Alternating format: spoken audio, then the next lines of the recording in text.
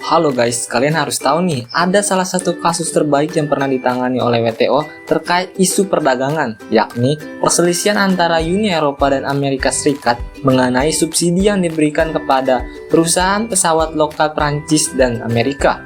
Kasus ini menjadi salah satu kasus terbaik dikarenakan ini merupakan perselisihan dagang terbesar dalam sejarah, dengan nilai klaim terkait subsidi ilegal dan diskriminasi perdagangan senilai miliaran dolar. Lantas, bagaimana jalan cerita dari kasus ini dan apa yang terjadi saat ini antara Amerika Serikat dan Uni Eropa terkait putusan yang dikeluarkan oleh WTO, dan bagaimana analisis kasus ini menggunakan perjanjian SCM? Simak video ini sampai habis ya.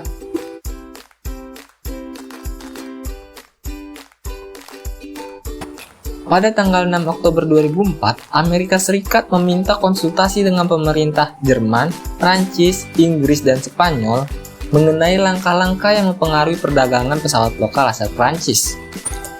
Menurut Amerika Serikat, langkah negara-negara anggota Uni Eropa dalam menyediakan subsidi tidak sesuai dengan kewajibannya berdasarkan perjanjian SCM dan GATT.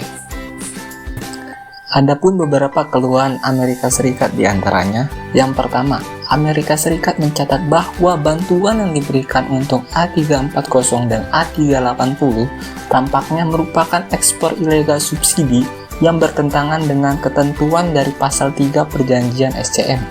Yang kedua, Amerika Serikat lebih lanjut khawatir bahwa kegiatan tersebut menyebabkan efek buruk bagi Amerika Serikat dengan cara tertentu yang bertentangan dengan pasal 5 dan 6 perjanjian SCM.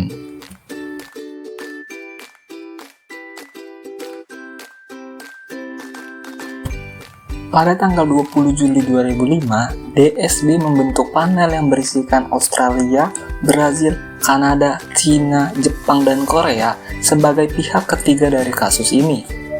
Lalu, pada tanggal 28 September 2016, panel WTO mengeluarkan laporan sementara dalam perselisihan antara Amerika Serikat dan Uni Eropa terkait subsidi pemerintah terhadap Airbus.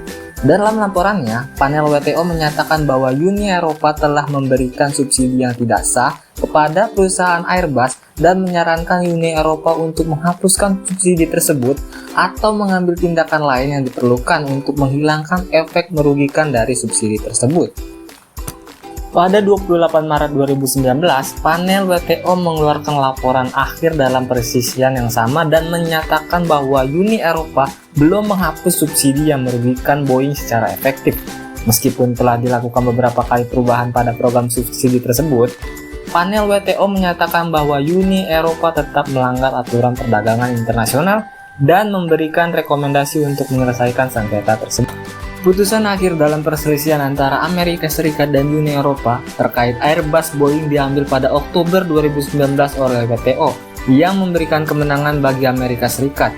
WTO mengizinkan Amerika Serikat untuk menerapkan tarif atas impor dari Uni Eropa senilai 7,5 miliar dolar sebagai tindakan balasan terhadap subsidi ilegal yang diberikan kepada Airbus.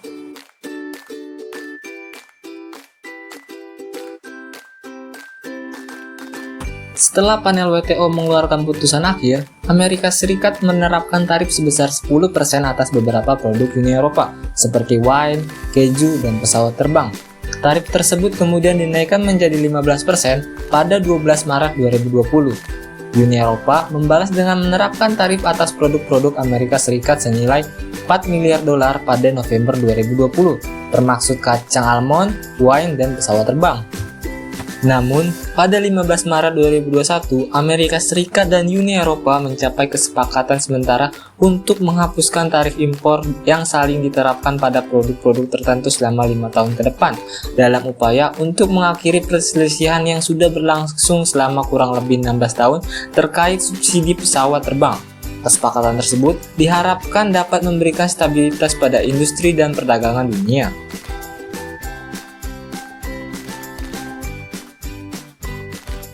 Menurut perjanjian SCM, subsidi yang dilarang adalah subsidi yang memberikan keuntungan tidak adil bagi perusahaan yang menerimanya dan dapat merugikan pihak lain.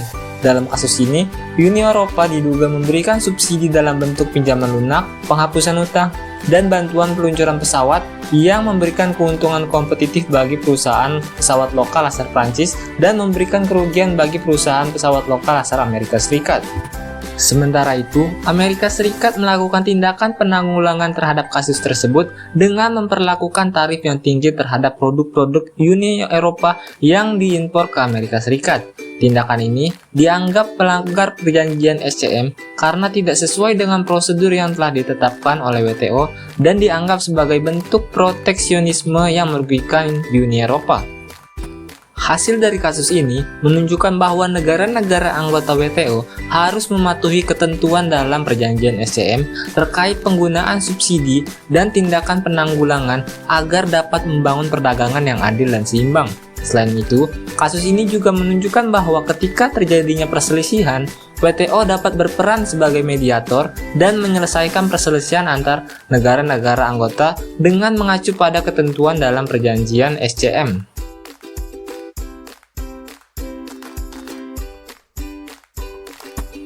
Kesimpulan dari analisis kasus ini adalah ketika terjadinya perselisihan antara anggota-anggota WTO terkait penggunaan subsidi dan tindakan penanggulangan dalam perdagangan internasional, perjanjian SCM dapat menjadi acuan untuk menyelesaikan perselisihan tersebut.